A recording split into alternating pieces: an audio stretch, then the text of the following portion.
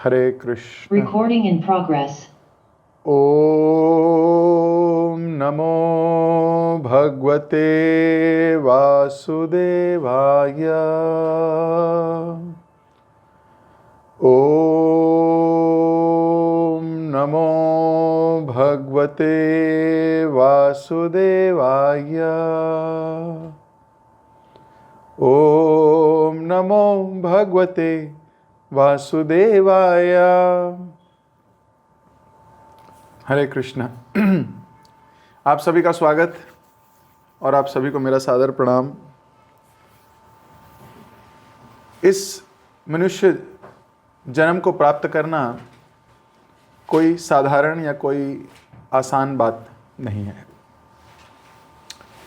और फिर मनुष्य जन्म प्राप्त करके वैष्णवों का संग प्राप्त करना, ये तो बहुत ही असाधारण बात है।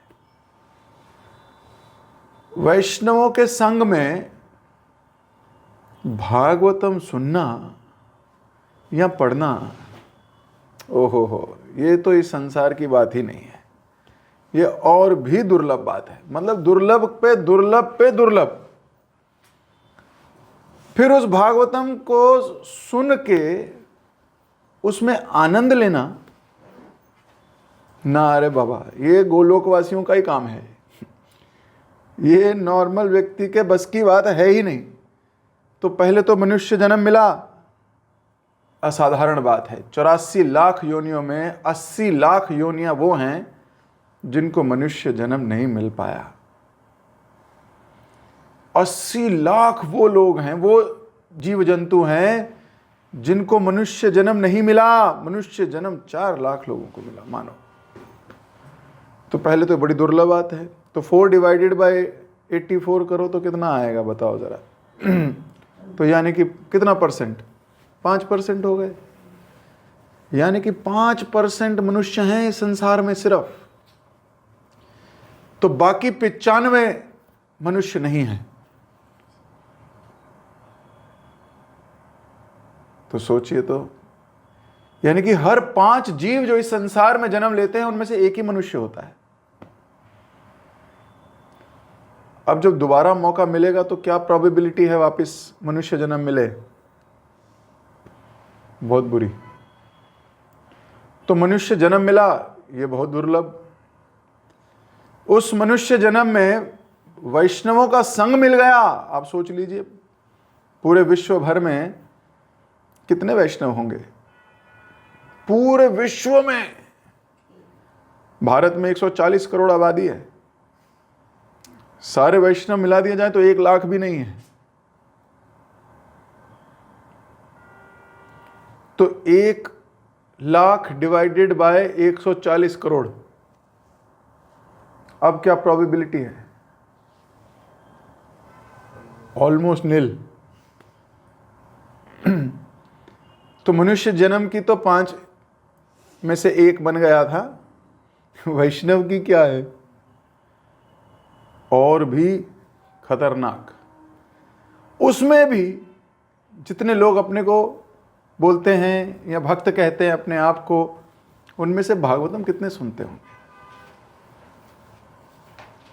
ओहो, अब तो बिल्कुल खत्म हो गए। 0.0000 हो गया।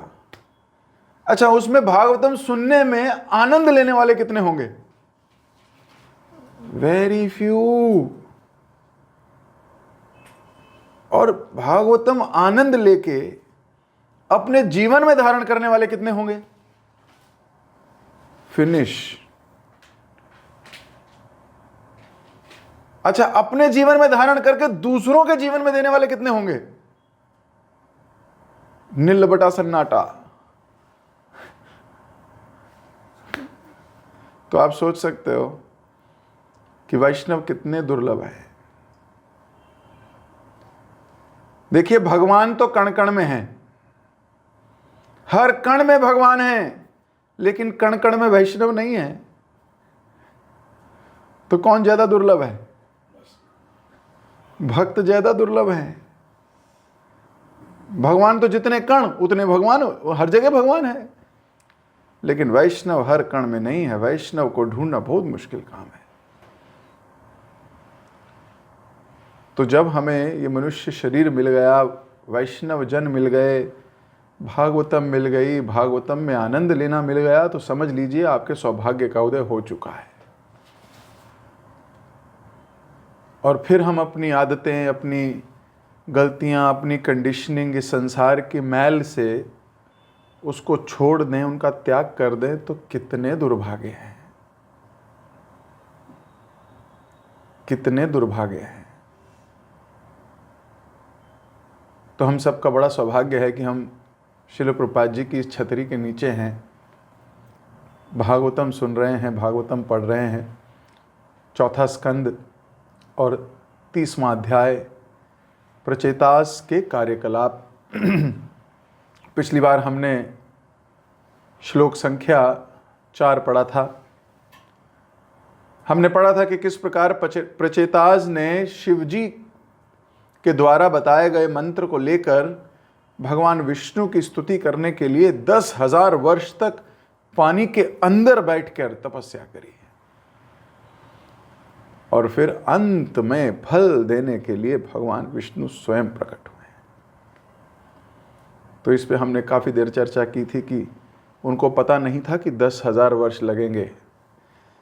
जब वो तपस्या करने बैठे थे तो अनिश्चितकालीन था, कोई नहीं पता 2 साल, 10,000 साल की, 50,000 साल की, 8,000 साल।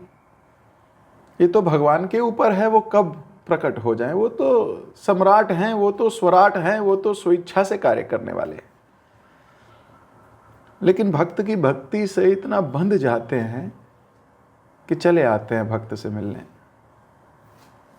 उसके प्यार से इतना बंध जाते हैं कि चले आते हैं, उसकी तपस्या से प्रसन्न हो जाते हैं।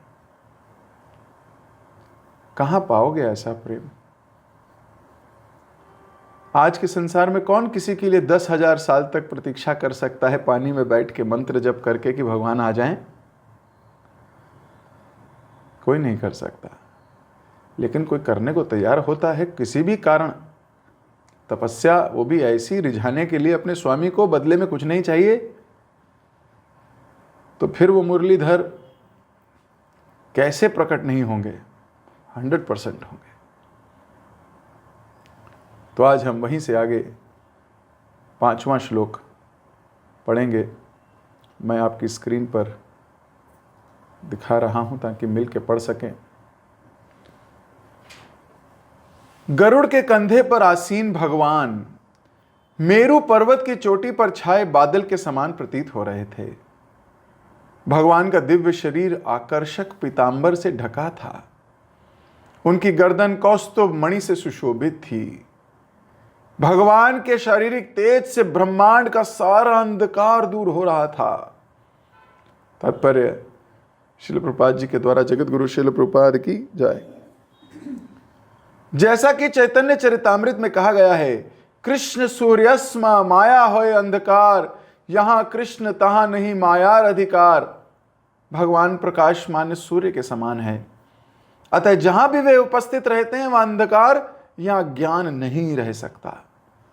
वास्तव में यह अंधकारमय ब्रह्मांड सूर्य द्वारा प्रकाशित है, किंतु सूर्य तथा चंद्रमा तो परमेश्वर के शारीरिक तेज को ही परिवर्तित करते हैं। भगवद गीता में भगवान बोलते हैं, प्रभास्मि शशि सूर्ययोः, मैं सूर्य तथा चंद्रमा दोनों की प्रकाशमान शक्ति हूं। निष्कर्ष यह है कि भगवान का शारीरिक तेज ही सारे जीवन का उद्गम है। इसकी पुष्टि ब्रह्म संहिता में भी हुई है। यस्य प्रभा प्रभवतो जगदंड कोटि गोविंदमादि पुरुषम तमहम भजामि। भगवान के शारीरिक तेज से प्रकाशित होने पर सारी वस्तुएं अंधकार से मुक्त हो जाती हैं। ओम अज्ञानतिमिरान्धस्य ज्ञानाञ्जनशलाकया चक्षुरुन्मीलितं येन तस्मै श्रीगुरुवे नमः।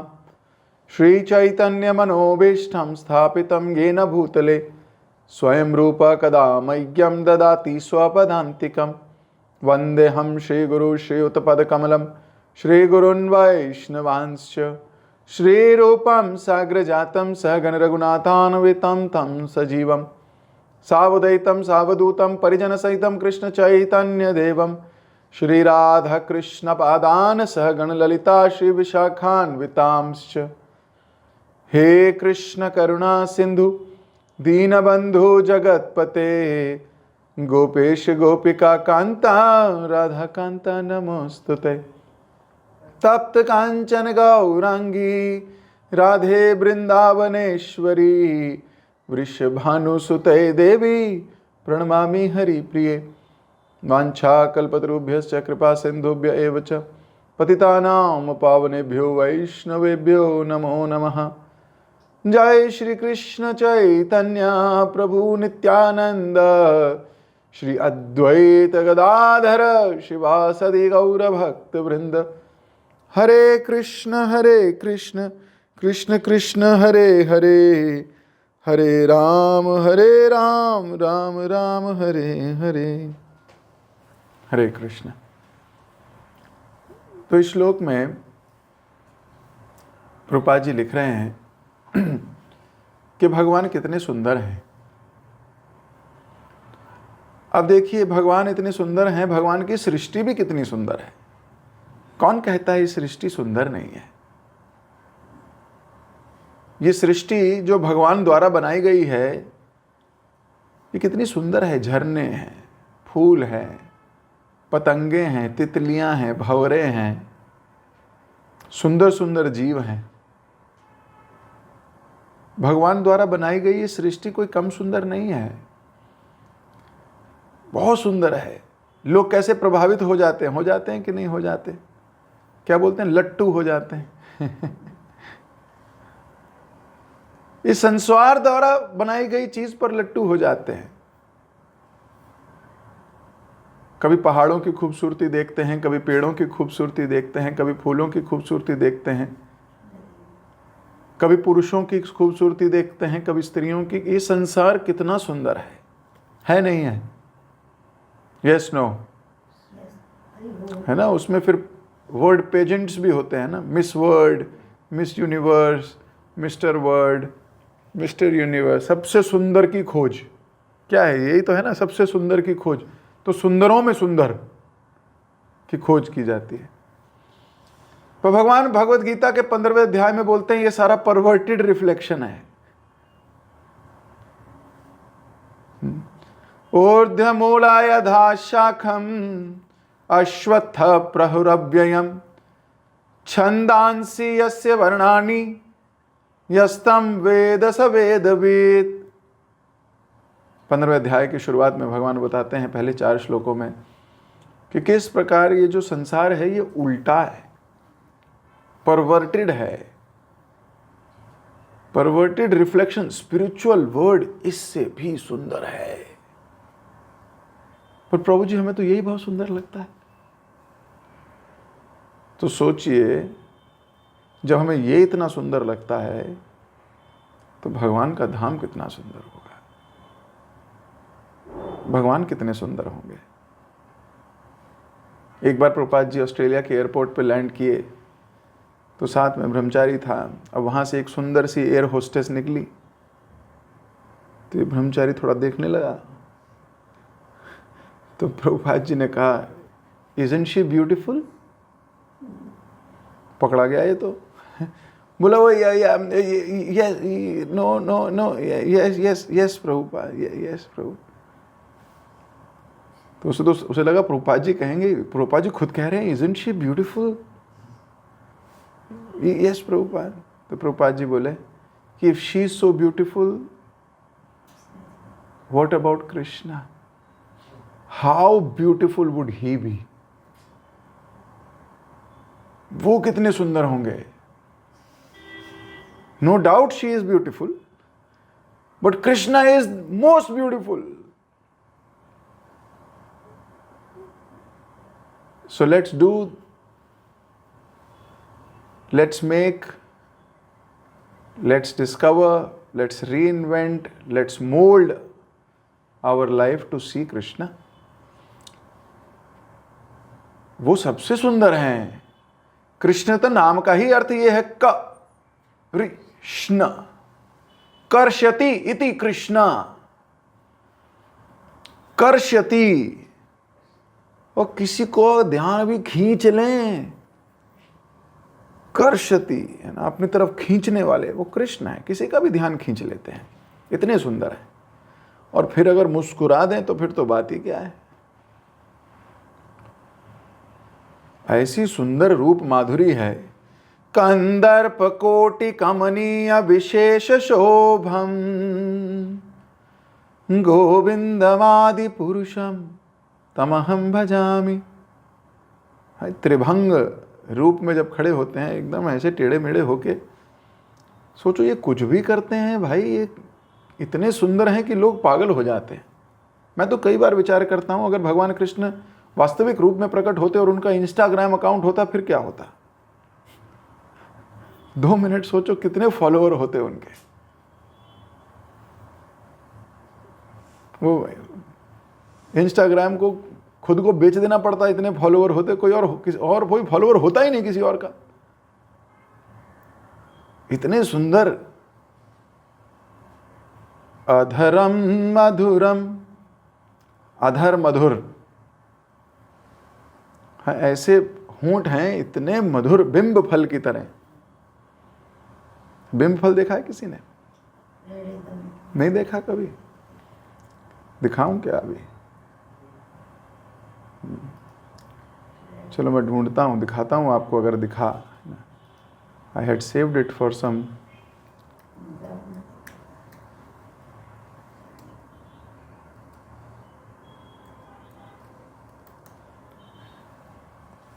डोंट वरी, अभी ढूंढ के दूंगा आपको, दिखाऊंगा आपको कभी बिंब फल। Very beautiful, pink, dark pink. तो ऐसे सुंदर हैं कि मतलब कोई क्या ही सोच सकता है। कर्ष्यति, और किसको आकर्षण करते हैं? सबको, सबको, लिविंग नॉन लिविंग, एवरीबडी, ही अट्रैक्ट्स एवरीबडी। सबको आकर्षण कर लेते हैं, ऐसे सुंदर हैं भगवान।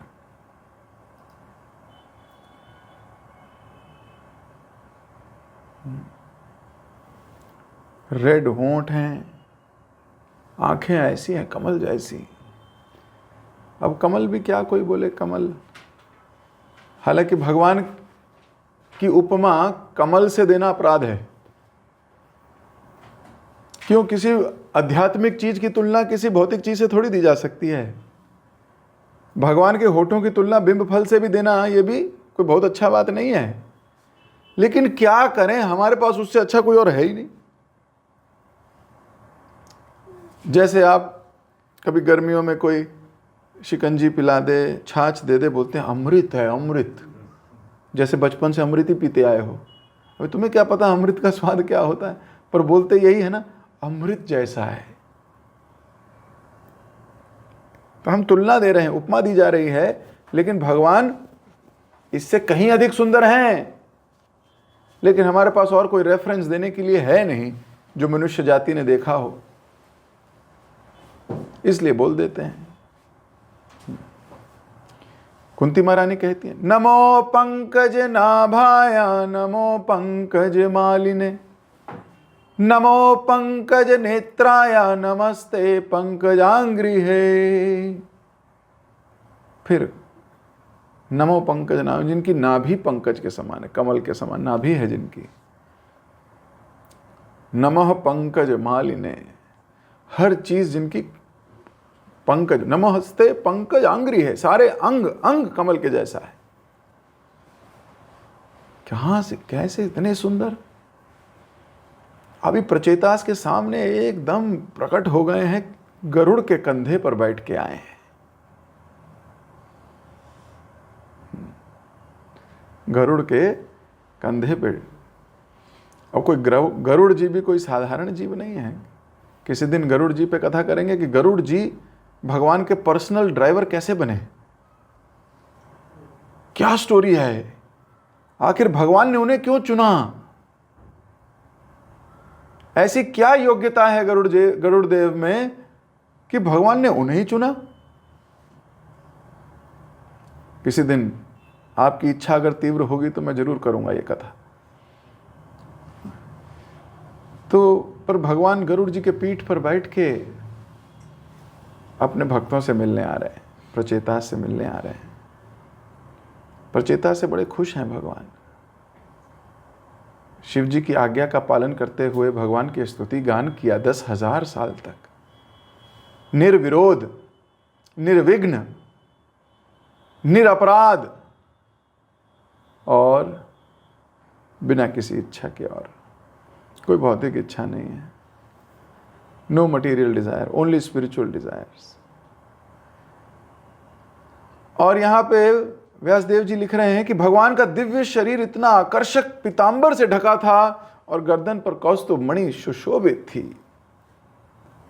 अब भगवान की गर्दन पर जब कौस्तुभ मणि होती है ना, लॉकेट पहनते हैं कौस्तुभ मणि का, तो जब भगवान लॉकेट पहनते हैं कौस्तुभ मणि का तो वो मणि सुंदर लगने लगती है। वो भगवान की सुंदरता नहीं बढ़ाती, भगवान का स्पर्श प्राप्त करके उसकी सुंदरता बढ़ जाती है।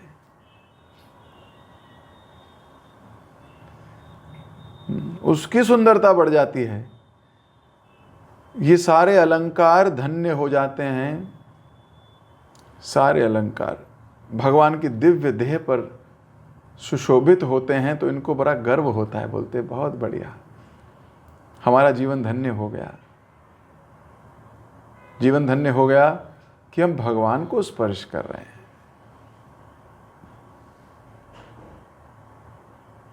ये कॉन्शियसनेस बड़ी जरूरी है, बहुत जरूरी है। भगवान से जुड़ी हुई हर चीज दिव्य है। भगवान से जुड़ी हुई हर चीज दिव्य है। अब बताओगे भगवान से जुड़ी हुई क्या चीजें हैं? मोरपंख, और क्या है? मोर, और क्या है? मोर तो बता दिया, मोर बताओ मतलब और बताओ, ज्यादा बताओ। भगवान की पोशाक, भगवान की बांसुरी, भगवान ने कोई ज्वेलरी पहनी हो वो, है ना? और भगवान के भक्त। इन सब में सबसे इंपॉर्टेंट हैं भगवान से जुड़े हुए भगवान के भक्त। भगवान से जुड़ी हुई हर चीज दिव्य है। तो भगवान से सबसे ज्यादा कौन जुड़े हुए हैं? भगवान के भक्त। क्योंकि केवल शरीर से नहीं जुड़े कृष्ण के। शरीर से जुड़ना तो बहुत बड़ी बात नहीं है। हम तो सारे उनके वैसे ही अंश हैं, जुड़े ही हुए हैं। भगवान ने क्या कहा? ममेव अंशो जीवलोके जीव भूते सनातन। तो हम तो भगवान से हमेशा से जुड़े हुए हैं, उनके अंश हैं। तो उनसे जुड़ना तो कोई बहुत बड़ी बात नहीं। भगवान के प्रेम से जुड़ा है जो, वो बहुत बड़ी बात है। तो जो भगवान के भक्त हैं वो भगवान से बिल्कुल जुड़े हुए हैं। चैतन्य भागवत तो इसकी पुष्टि करती है। इवन ग्रंथराज श्रीमद् भागवतम इसकी पुष्टि करती है। अपने भक्त के लिए भगवान कहां कहां प्रकट नहीं हो गए। देखिए अभी प्रचेतास के यहां प्रकट हो गए।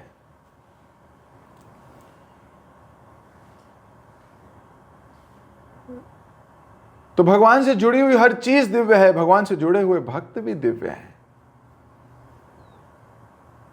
ये हमारी भौतिक बुद्धि है, हमारी भौतिक धारणाएं हैं, हमारी भौतिक कंडीशनिंग है, और ये भक्तों की चाल है। भक्त अपने आप को प्रकट ही नहीं करते। वो इतने नॉर्मल रहते हैं कि लोग कभी उनको हल्के में ले जाते हैं। सच्ची बात है। Because they are so simple.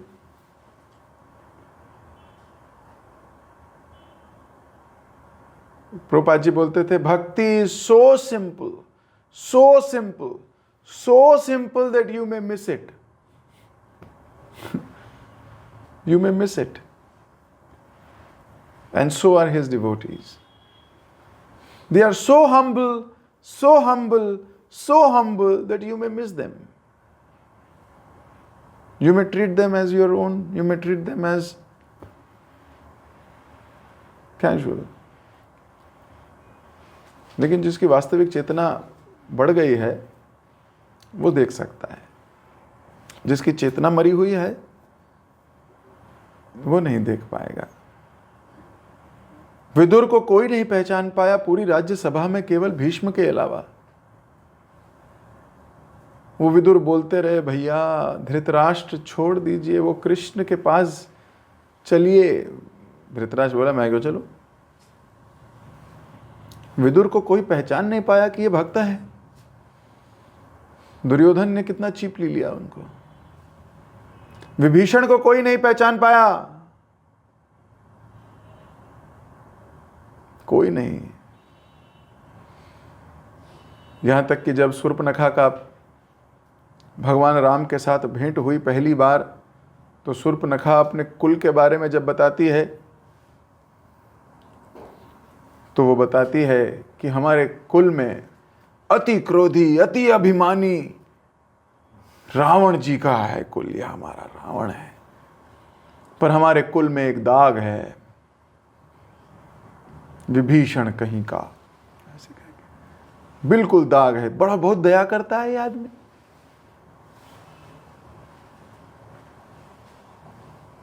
तो दाग बता रही है। राक्षस लोगों ने क्या बोला? कुलद्रोही। एक मुहावरा बना दिया है ना, घर का भेदी लंका ढाए। घर का भेदी लंका ढाए। चलो ये तो मान ही लेते हैं वो कि लंका वही है, लंका में ही रहते हैं वो। तो लंका में कौन रहता है? रावण। इनडायरेक्टली अपने को रावण भी बोलते हैं लोग, पर बड़े खुशी से बोलते हैं। घर का भेदी लंका ढाए, तो लंका ढाएगा ही नहीं। हमारी लंका ढहनी नहीं चाहिए। अगर आप रावण हैं तो आप कैसी भी लंका बना लीजिए, वो ढहेगी ढहेगी। रावण ने सोने की बनाई थी, तुम एआई की बना लो। पूरी coding AI generated, AI homes आजकल बड़े फैशन में है ना, स्मार्ट होम्स।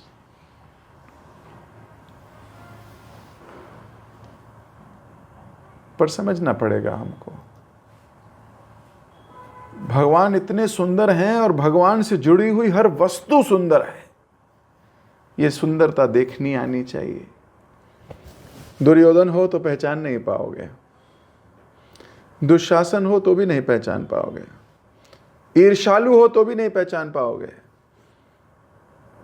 मुझे याद है एक बार मैं कुछ बच्चों के साथ भगवत गीता के बारे में चर्चा कर रहा था, तो एक बच्चे ने मुझसे प्रश्न पूछा और वो बोलता है कि सर, है ना, सर करके बोल रहा था मेरे को, सर भगवान बहुत मैं करते हैं पूरी गीता में। अहम सर्वस्य प्रभुवो मत्ता सर्व प्रवर्तते इति मत्वा भजन्ते माम बुधा भाव समन्विताम। भोक्ताराम यज्ञ तपस्याम सर्वलोके महा ईश्वरम। मैं ही ईश्वर हूँ, मैं ही भोगता हूँ, मैं सारे यज्ञों को ज्ञाता हूँ, मैं सारे वेदों का ज्ञाता हूँ, मैं जल का स्वाद हूँ, मैं ये हूँ, मैं वो हूँ, मैं वो हूँ, मैं ये हूँ, मैं वो हूँ, मैं ओम हूँ, मैं ये हूँ, मैं ये हूँ, मैं ये हूँ, मैं गंगा हूँ, मैं ये। अरे बहुत मैं नहीं करते भगवान आपके? ये मैं करने वाला भगवान कहाँ से होने लगा? ऐसे पूछा बच्चे ने मेरे से।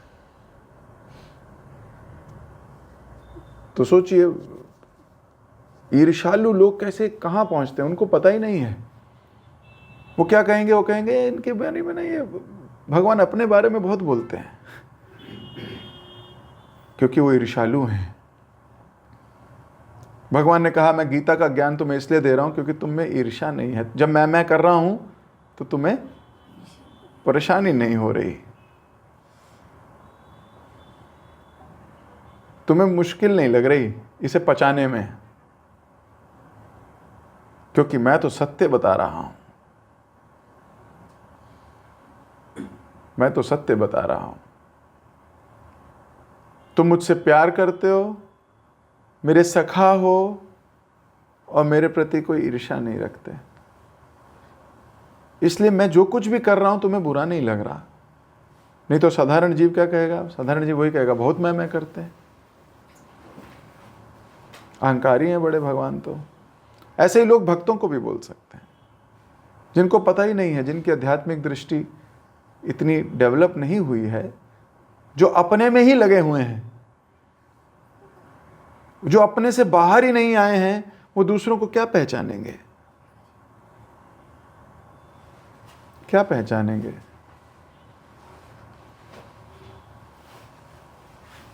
इसलिए भगवान के ऊपर हर चीज भक्त को सुंदर दिखती है।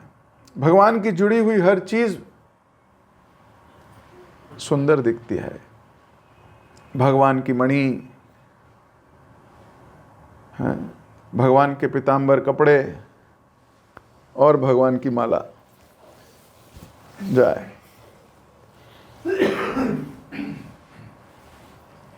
सच्ची में सुंदर है? प्रकट हो गई। तो भगवान से जुड़ी हर वस्तु सुंदर है। भगवान के भक्त सुंदर हैं, भगवान की गायें सुंदर हैं, भगवान की बोली सुंदर है, भगवान के पीछे पीछे घूमने वाले भक्त सुंदर हैं। ये सब बहुत सुंदर लोग हैं।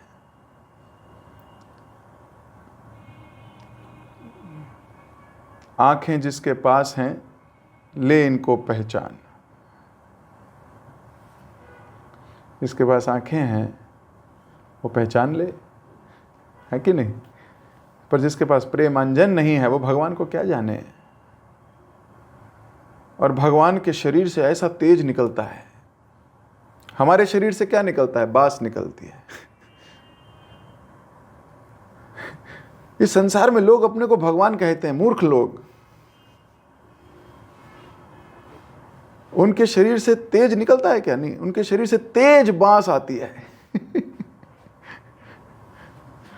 कह सकता है कोई मेरे शरीर से भी तेज निकलता है? भाई साहब, निकलता है आपके शरीर से, बहुत तेज बांस आती है आपके शरीर से, और कुछ नहीं निकल सकता। हमें क्या परफ्यूम लगाना पड़ता है, डिओड्रेंट लगाना पड़ता है,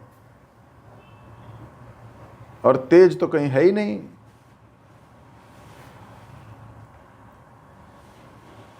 पर भगवान के शरीर से इतनी कांति निकलती है, इतनी दिव्य ज्योति, इतनी दिव्य कांति है, पूरे ब्रह्मांडों को अपलावित करती है, पूरे ब्रह्मांडों को उजागर कर देती है। ऐसे हैं भगवान। भगवान के पास इतनी क्षमता पूरे ब्रह्मांडों को उजागर करने की है, तो उनसे जुड़ी हुई हर वस्तु के पास उतनी क्षमता है।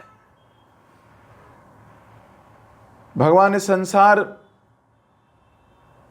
में इतनी ऊर्जा, इतनी एनर्जी, इतनी लाइट, इतनी रोशनी दे देते हैं। वैसे ही भगवान के भक्त हैं, वो किसी अंधकारमय जीवन में पूरा प्रकाशमान करने का ताकत रखते हैं।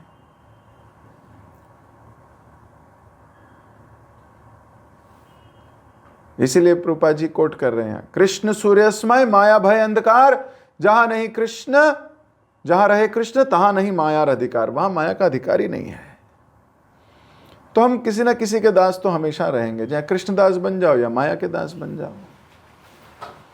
आपको कुछ ना कुछ तो चुनना पड़ेगा जीवन में। Decisions that you will make will determine your destiny and future.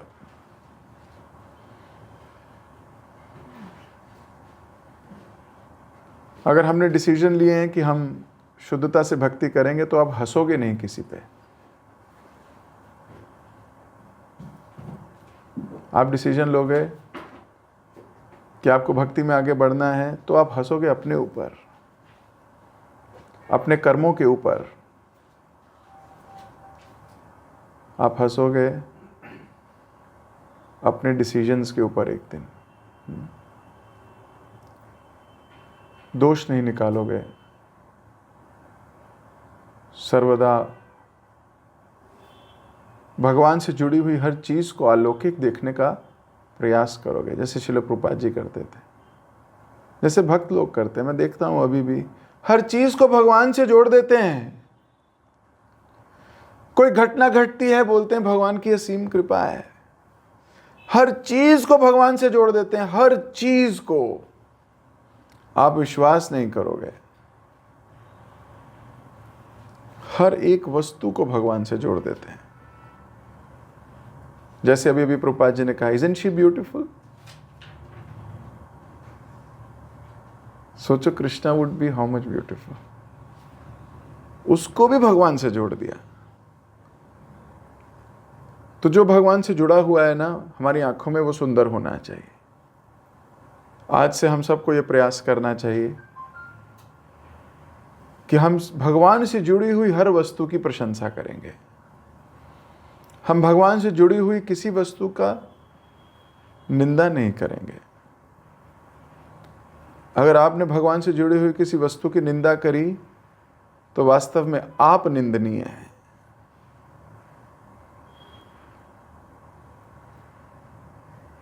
जीव का धर्म है वो भगवान का गुणगान गाए। और भगवान का गुणगान कैसे गाया जाता है? भगवान के रूप का, गुण का, भगवान से जुड़ी हुई हर वस्तु का गुणगान। भक्तों को गायें क्यों पसंद है? भगवान से जुड़ी। भगवान के को हिरण पसंद होते तो हमें क्या पसंद होता? हिरण। भगवान अगर बोलते गीदड़ का दूध पीना चाहिए तो भाई हम गीदड़ के दूध पी रहे होते हैं। ठीक बात है कि नहीं? भगवान मोर पंख की जगह कौवे का पंख लगाते तो हम क्या लगाते? अरे भैया हम कौवे का पंख लगाते। बड़ी सरल सी बात है। भगवान गोवर्धन की जगह भगवान को कोई और पर्वत पसंद होता तो हम उस पर्वत की परिक्रमा कर रहे होते। भगवान को राधा रानी की बजाय कोई और पसंद होता तो हम किसी और का गुण गा रहे होते। है कि नहीं? तो वास्तविकता ये है कि हम भगवान के भक्त हैं। कैसे पता लगता है हम भगवान के भक्त हैं? हम भगवान से जुड़ी हुई हर वस्तु के भक्त हैं। हम भगवान से जुड़ी हुई हर वस्तु का गुणगान करना जानते हैं। क्यों? क्योंकि हमें भी वो पसंद है। भगवान को पसंद है, मुझे भी पसंद है। भगवान का इससे संबंध है, मेरा भी इससे संबंध है। भगवान को ये अच्छे लगते हैं, मुझे भी अच्छे लगते हैं। भगवान को ये पसंद नहीं है, मुझे भी ये पसंद नहीं है।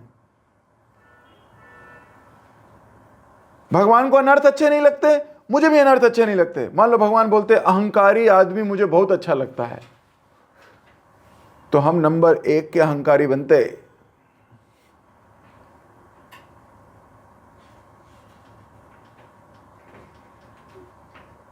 भगवान को अगर क्रोधी व्यक्ति पसंद होता तब तो हम भगवधाम चले गए होते। खैर अभी तक तो हम निपट लिए होते। भगवान कहते ओ परफेक्ट कैंडिडेट, क्रोधी कहीं का, क्रोधी नंबर 1।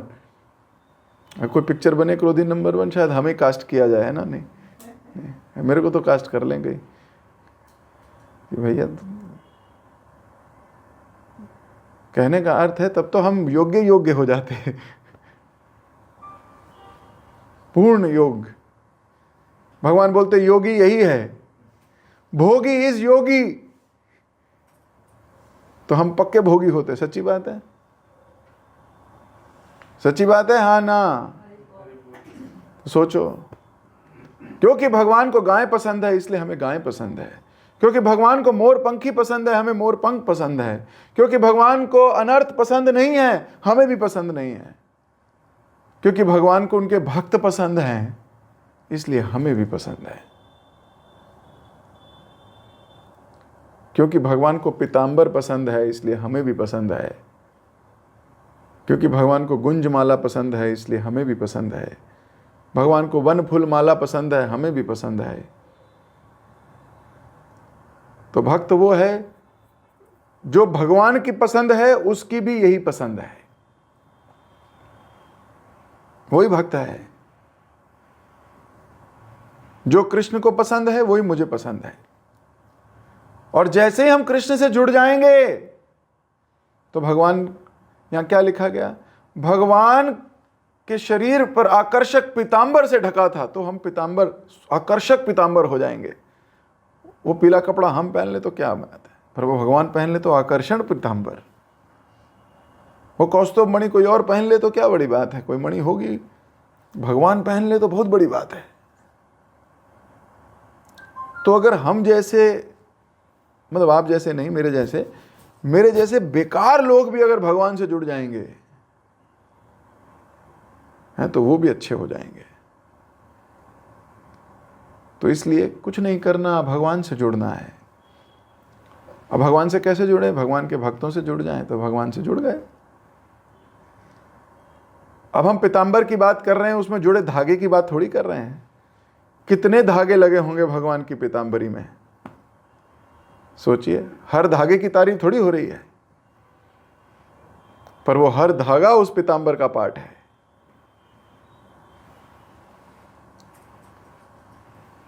हमें बस जुड़ने की जरूरत है, बस जुड़ जाएं।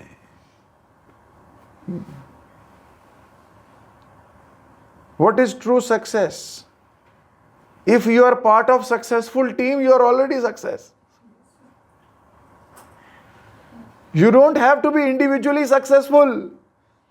If you are part of a successful team, you are already a success. So ये जो टीम है, भगवान की टोली, भगवान के भक्तों की टोली, ये टोली सक्सेसफुल है। And we are one thread. हमें वो एक धागा बनना है बस, हम ऑटोमेटिकली सक्सेस हो जाएंगे।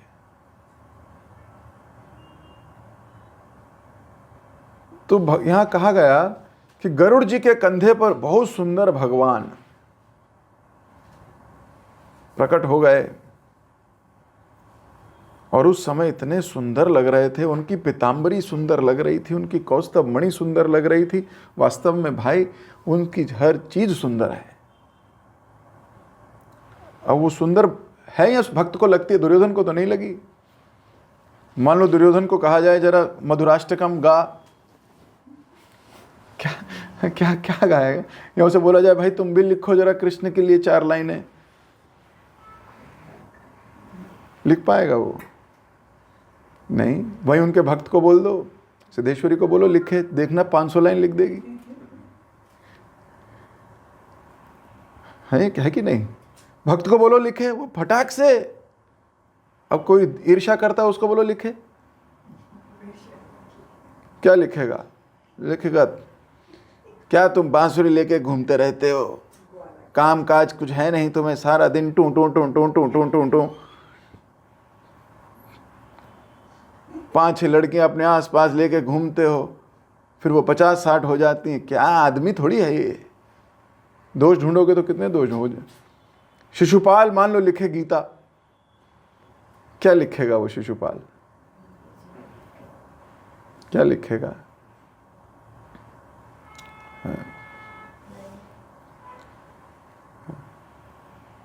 वो लिखेगा फॉल्ट शतक है ना, दोष शतक।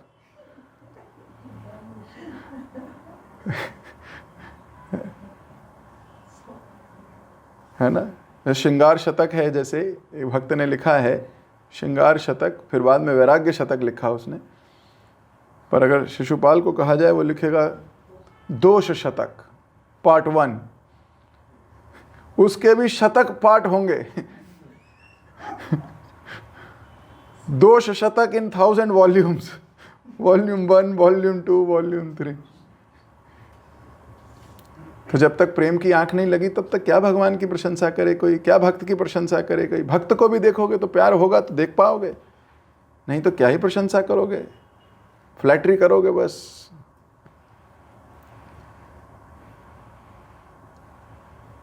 प्रेमांजनाचुरित भक्ति विलोचनेन संता सदैव हृदयेषु विलोकयन्ति यं श्याम सुंदरमचिन्त्य गुणास्वरूपं गोविन्दमादिपुरुषं तमहं भजामि। प्रेम की आंख नहीं लगे तो भगवान को देख नहीं पाओगे। प्रेम की आंख नहीं लगी है, कुछ नहीं कर पाओगे, दोष देखोगे। और प्रेम की आंख लगी है तो लोग दोष निकालेंगे भी, कहोगे अबे तुम चुप करो यार, मुझे तो देखने दो, तुम चुप करो यार, तुम्हारी कौन पूछता है, हटो यार।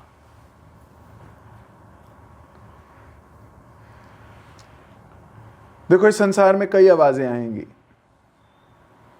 बहुत शोर मचेगा, but it is the choice over voice. What does this mean? Choice over voice means there are so many voices जो बोलती हैं अरे मत कर, अरे ये अच्छा काम नहीं है, अरे तेरी ज़िंदगी में और बहुत कुछ बचा है, अभी तुझे अपनी बहुत ज़िंदगी जीनी है, अभी तुझे बहुत कुछ करना है, अभी तुझे बहुत बड़ा आदमी बनना है, अभी तुझे बहुत कुछ करना है, ये भक्ति ठीक नहीं है, लोग ठीक नहीं होते, अरे एब्जॉर्ब कर लेते हैं, ये माइंड वॉश करते हैं, अरे ये करते हैं. Voice, so many voices, but we consider our choice over those voices. हमारी चॉइस उन सब आवाज़ों से ऊपर है. हमने चूज जो किया है भगवान को, जो हमने भक्तों के संग को चूज किया है, जो हमने गुरु की आज्ञा को चूज किया है, जो हमने उनकी शरणागति चूज किया है, ये शरणागति, ये हमारी चॉइस इस संसार की सारी वॉइसेस से ऊपर है. So that is the meaning of choice over voice. इसलिए ये संसार बहुत आवाज़ें मारेगा, बहुत प्रलोभन देगा, इंद्रियां भी वॉइस करेंगी. हमारा मन कहेगा कुछ, हमारी ज़बान कहेगी कुछ चखना है, आँख कहेगी कुछ देखना है, कान कहेंगे कुछ करना है. बहुत सारी आवाज़ें अंदर से भी आएंगी, केवल बाहरी आवाज़ें नहीं हैं, अंदर से भी बहुत आवाज़ें आती हैं. But our choice over our inner voice also. Our choice यानी कि हमारा डिसीजन, शास्त्र अनुमोदित, गुरु द्वारा स्टैम्प्ड नाइसली. सो जब ऐसा हो गया तो आपके जीवन का अंधकार दूर हो जाएगा. ऐसा बोला जा रहा है कि भगवान प्रकट हुए तो उनके जीवन का सारा अंधकार ही दूर हो गया. ऐसा ही होगा, अगर भगवान आपके जीवन में आ गए तो सारा अंधकार दूर हो जाएगा,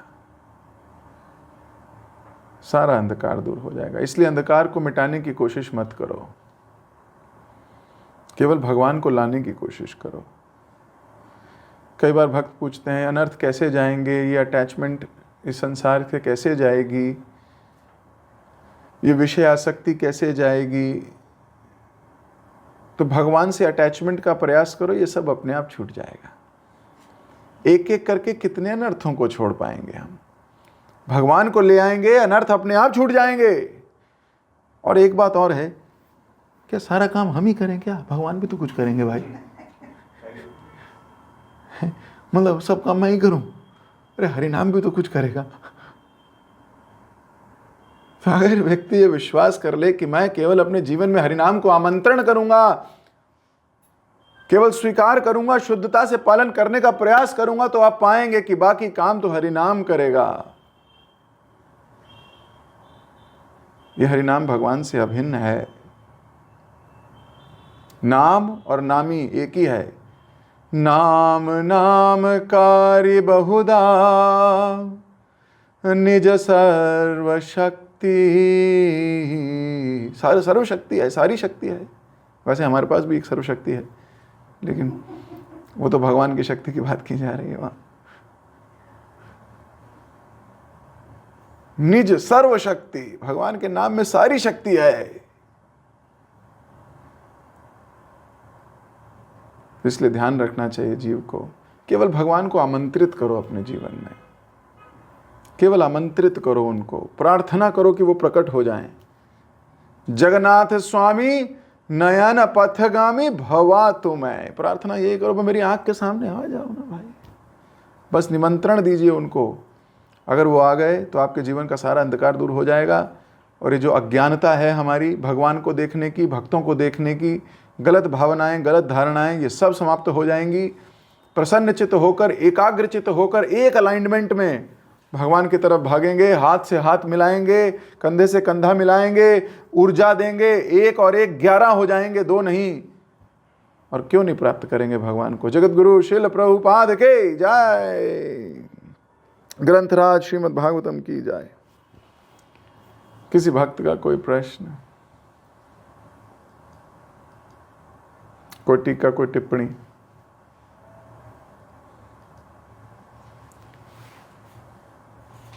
कोई प्रश्न नहीं किसी का? ओके, अभिषेक प्रभु। यस,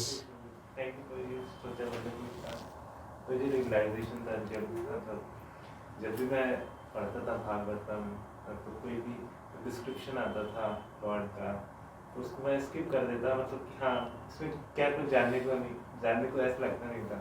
लेकिन आपको मुझसे सुन रहा तो पता चला कितना इम्पोर्टेंट है। जैसे सुनते कि भागवतम का हर श्लोक बहुत इम्पोर्टेंट है, तो वो रिलाइज हो रहा है कि कितना कितना डीप हो सकते हैं। Thank you. हरे कृष्ण। भागवतम का हर चीज़ बहुत डीप है। भगवान बहुत सुंदर है। हम कैसे चखेंगे उनको? ऐसे ही चखेंगे वैष्णव के मुख से, भगवान की वाणी से ऐसे ही तो चखेंगे, और कैसे चखेंगे? हरे कृष्ण। विशिष्ट अमृत प्रभु।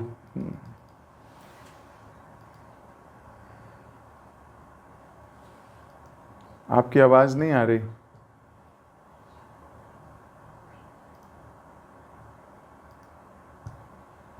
आपकी आवाज़ नहीं आ रही प्रभु जी। हरे कृष्णा, धन्यवाद प्रणाम प्रभु जी। यस, हरि बोल। प्रभु जी भी वैसे तो हम सुबह भी मॉर्निंग में लेक्चर सुन रहे हैं छठ गोस्वामी।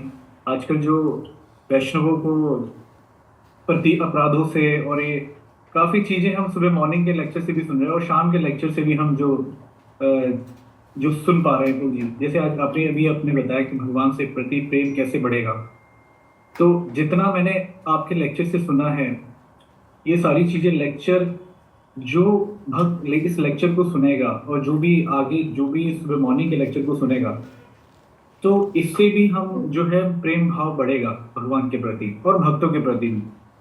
तो ये चीज बड़ी अच्छी लर्निंग है और ये मैंने अपने जीवन में बहुत अच्छे से लर्न किया है और मेडिटेट भी किया है कि रियली में अगर भगवान के प्रति अगर आपको रुचि बढ़ानी है और प्रति प्रेम बढ़ाना है तो भक्तों का संग और ये जो प्रभु जी लेक्चर हमेशा जो हमें देते रहते हैं, हमें सुनाते रहते हैं, तो इसके माध्यम से भी हम जो है भगवान के प्रति प्रेम बढ़ सकता है। तो thank you so much Prabhu जी, आपके इस बहुत सारे लेक्चरों से हम काफी कुछ सीख पा रहे हैं। हालांकि मैं तो बहुत कुछ सीख रहा हूँ और बहुत कुछ सीखने का प्रयास भी कर रहा हूँ प्रभु जी। तो thank you so much Prabhu ji. Hare Krishna. Thank you for motivating me. Hari Hari. Okay, Hare Krishna. Hare Krishna Prabhu ji का प्रणाम। Thank you so much. बहुत ही सुंदर लेक्चर आज का आपने लिया। जैसा अभिषेक प्रभु एंड वशिष्ठ अमित प्रभु ने ऑलरेडी मेंशन किया कि कैसे लेक्चर्स हमारा भगवान के प्रति आकर्षण, उनके प्रति रुचि बढ़ा सकते हैं और कैसे भगवान को जो आज आपने सौंदर्य का इतना सुंदर वर्णन करा भागवतम से पढ़ के। तो जी क्या तो आपने बताया भगवान के बारे में, भगवान के बिंब फल के समान जो भगवान के होठ है, अधर है, जो भगवान के पंकजों के कमलों के समान जो अलग अलग बॉडली फीचर्स हैं, और भगवान के वक्षस्थल पे जो सुशोभित कौस्तुभ मणि है उसके बारे में आपने बताया। तो मुझे ये सब सुन के, जैसा अभिषेक प्रभु ने भी मेंशन करा था, मुझे भी एक रियलाइजेशन आई कि कितना जरूरी है, कितना इम्पोर्टेंट है भगवान के सौंदर्य और उनके फीचर्स के बारे में सुनना। क्योंकि यदि मैं अपने बारे में बात करूँ तो ना तो मैंने कभी वास्तविकता में भगवान के दर्शन करे हैं, मुझे नहीं पता कि उनके फीचर्स कैसा है, लेकिन भगवान ने फिर भी कृपा करके विग्रह के रूप में प्रकट हो गए। लेकिन मेरे जैसा अभागा जीव उस रूप को भी अपनी आंखों से पी नहीं पाता है, उसमें भी लैग कर जाता हूँ कि अच्छे से दर्शन न कर सकूं भगवान के। तो फिर भी भगवान इतनी कृपा करते हैं कि अपने वैष्णव भक्तों को भेजता है जो उनके सौंदर्य का वर्णन करके हमें कानों से दर्शन करा दे। जैसा आप मेंशन करता है कि आंख से ज्यादा अच्छे दर्शन कानों से होता है, कर्ण इंद्री से होता है। आज मुझे लग रहा है आज वही टेस्ट किया, कानों के माध्यम से भगवान के रूप सौंदर्य के हमने दर्शन करे जो आपने डिस्क्राइब करा भागवतम से पढ़ के। प्रभु जी इसलिए बहुत जरूरी है कि गुरुजनों के शब्दों के द्वारा ही भगवान के हम दर्शन करें कर्ण इंद्री से। ये एक बहुत इंपॉर्टेंट पॉइंट है जो मैंने आज के लेक्चर से सीखा। प्रभु जी जो आपने दूसरी चीज मेंशन करी कि भगवान से जुड़ी सब चीजें अपने आप में बहुत इंपॉर्टेंट है और आध्यात्मिक लेवल पे बहुत दिव्य है वो अपने आप में, तो उनको बहुत महत्वपूर्ण समझना चाहिए एक चीज को। लेकिन ऐसी सब वस्तुएं जो भगवान से जुड़ी है उसमें सबसे महत्वपूर्ण, सबसे ज्यादा ऊपर का स्थान रखते हैं भगवान के भक्त, क्योंकि उनका भगवान के साथ कोई ऐसा ही संबंध नहीं है, अटूट प्रेम का संबंध है भगवान के साथ। और मैं सोच रहा था कि भक्तों का भगवान के साथ ऐसा संबंध होता है कि यदि कोई भौतिक लेवल का व्यक्ति भी किसी भक्त से संबंध बनाए तो भक्त इतना दयावान है, इतना स्ट्रॉन्ग कनेक्शन भगवान से रखता है कि उस भौतिक व्यक्ति को भी भगवान से ही जोड़ देंगे अल्टीमेटली, क्योंकि बीच में कोई अपना मोटिव नहीं रखा है उन्होंने, या फिर कोई अपना हेतु नहीं रखा है। उनका फंडा बिल्कुल क्लियर है, जो मेरे पास आएगा वो भगवान तक जाना ही जाना है। रोज उसी प्रकार से आपने भी अपना यही मोटिव बना रखा है कि आपके प्रति जो भी व्यक्ति आता है, कुछ भी अपना कष्ट लेके, अपनी प्रॉब्लम लेके, या कुछ भी अपनी समस्या लेके, तो आप उसको भगवान से ही जोड़ देते हैं, भगवान की तरफ ही मोड़ देते हैं। इसलिए इतने सुंदर सुंदर भक्त हमें मिल पाते हैं, उनका साथ मिलता है। Thank you so much for that also प्रभु जी। एंड जो आपने ये पॉइंट बताया प्रभु जी कि भगवान के भक्त सबसे ज्यादा इंपॉर्टेंट है, तो उसमें आपने एक पॉइंट और मेंशन करा कि यदि भगवान एक पोटेंसी रखते हैं कि पूरे संसार को प्रकाशित कर सकते हैं वो, तो जो उनके शुद्ध भक्त हैं वो भी इतनी पोटेंट है, इतने पूर्ण रूप से सशक्त है कि वो भी पूरे संसार को आध्यात्मिक रूप से प्रकाशित कर सकता है। तो इस श्रीला प्रभुपाद ने करके भी दिखाया, केवल कहने या सुनने वाली बात नहीं, ये हम देख चुके हैं, अभी रिसेंट टाइम्स में देख चुके हैं। ऐसा भी नहीं कि पुरानी पुरातन कथाएं, ये भी प्रेजेंट की कथाएं हैं। प्रभुपाद ने करा, प्रभुपाद के शिष्यों ने, गोपाल कृष्ण गोस्वामी महाराज ने ये सब चीजें हमें करके दिखाई। हमारा विश्वास और बढ़ता है इन चीजों पे। तो जो द्वेषी नहीं है, जिनका सौभाग्य उदय हो चुका है, वो इस अपॉर्चुनिटी का, इस पल का पूर्ण लाभ उठा पाते हैं। प्रभुपाद ने तो सबको दिया है, अब जिसका सौभाग्य है, जो एक्सेप्ट करना चाहता है, वो खुले दिल से एक्सेप्ट करके अपने आप को पूर्ण रूप से शुद्ध और पूर्ण रूप से फॉर्चुनेट बना सकता है। एंड प्रभु जी, आपने जो मेंशन करा था शिशुपाल के बारे में लास्ट में, उससे भी एक छोटी सी रियलाइजेशन है कि आपने बोला कि शिशुपाल चाहे तो 2 शतक लिख सकता है, और वो भी एक नहीं, 1000 वॉल्यूम्स में लिख सकता है। तो मैं उसी पॉइंट पे इन डेप्थ चला गया कि इतना कहाँ से लिख देगा शिशुपाल। तो फिर मैंने सोचा कि हम भक्ति में देखते हैं तो रियलाइजेशन आती है हमें, कि रियलाइज करते हैं तो भक्त व्यक्त भी कर पाते हैं उस चीज को। तो शिशुपाल को भी रियलाइजेशन आएंगे अंदर कि कृष्ण में ये गलती है, ये गलती है। तो मैंने बहुत सोच विचार करने के बाद इस निष्कर्ष पे पहुंचा कि यहाँ पे भी गलत है, वहां पे भी गलत है, ये गलती, वो गलती। तो मतलब जो द्वेषी व्यक्ति है, या फिर माया कभी कभी हमारे मन में भी गलत रियलाइजेशंस भी डाल सकती है। और मैंने अपने ऊपर ये सोच विचार करा कि ऐसे पॉइंट्स आ सकते हैं जहाँ पे मैं सोचूं कि मैं बहुत सोच विचार करने के बाद इस निष्कर्ष पे पहुंचा हूं कि ये व्यक्ति गलत है। बट वहाँ पे भी जो आपने लास्ट में पॉइंट मेंशन करा कि चॉइस ओवर वॉइस, तो उस चीज़ का बहुत ध्यान रखना है कि वॉइस, इनर वॉइस भी आएंगी, सही भी आएगी, गलत भी आएगी, but what we choose the right path, जो भक्ति का पाथ है, दोष दृष्टि को इग्नोर करने वाला जो पाथ है, उस पर फोकस करना है। शिशुपाल की तरह रियलाइजेशन ला के 2 शतक नहीं लिखना, बल्कि भगवान के वर्णन और भगवान की ग्लोरिफिकेशन में ही अपने शब्दों, भगवान के भक्तों की ग्लोरिफिकेशन में अपने रियलाइजेशन को यूज करना। Thank you so much for such a wonderful lecture Prabhu. बहुत सुंदर आपने भगवान का वर्णन करा। तो भले ही विग्रह दर्शन करके मैं ये सब पॉइंट्स अपने दिमाग में अच्छे से ना रख पाता, बट आज जब आपने वर्णन करा तो अवश्य मेरे हृदय में रहेंगे कुछ समय तक, और मैं उसको चिंतन करता रहा, दोबारा से लेक्चर्स सुनता रहा, बैठ भी जाएंगे दिल में, तो कहीं ना कहीं भगवान के वो पॉइंट्स का दर्शन होता रहेगा। Thank you so much for that Prabhu ji. तो हम तो भक्त प्रभु जी का धन्यवाद करें एक बार हरे कृष्ण नाम बोल के। हरे कृष्ण कृष्ण कृष्ण हरे हरे, हरे Ram Ram Ram Hare Hare. Thank you so much Prabhu जी। आपसे भक्त को बहुत बहुत धन्यवाद देते हैं। हरे कृष्ण।